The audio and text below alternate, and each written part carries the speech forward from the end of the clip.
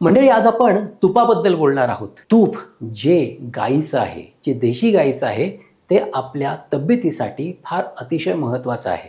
अगदी मॉडर्न सायन्सने सुद्धा आता मान्य केलेलं आहे, की हे तूप किती महत्त्वाचं आहे. आणि आयुर्वेदामध्ये तर अगदी पूर्वापार काळापासून ठिकठिकाणी या तुपाचा उपयोग केलेला आढळतो. तुपाचे गुण अतिशय उत्स्फूर्तपणे वर्णन केलेले आढळतात.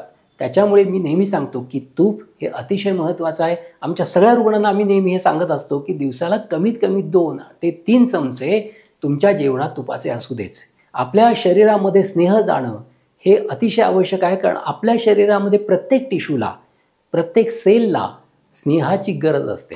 कारण आपल्या प्रत्येक सेलची वॉल ही लायपोप्रोटीनची बनलेली आहे, म्हणजेच लिपिड आणि प्रोटीनची बनलेली आहे. आणि ह्या लिपिडचं जर पोषण करायचं असेल तर तुपाची आवश्यकता फार असते. आता हे तूप आयुर्वेदामध्ये बऱ्याच गोष्टींसाठी सांगितलेलं आहे. ठिकठिकाणी अनुपान म्हणून या तुपाचा उल्लेख केलेला आढळतो. बऱ्याच आजारांमध्ये उपयोग केलेला आढळतो. पोटाच्या आजारांसाठी उपयोग केलेला आढळतो. डोक्याच्या आजारांसाठी उपयोग केलेला आढळतो. डोळ्यांच्या आजारांसाठी उपयोग केलेला आढळतो. अशा बऱ्याच म्हणजे हाडांच्या आजारांसाठी, सांध्यांच्या आजारांसाठीही या तुपाचा उपयोग आयुर्वेदामध्ये केलेला दिसतो. आणि हे असं तूप जर आपण दररोज खात असू तर आपलं आरोग्य नक्कीच चांगलं राहणार आहे.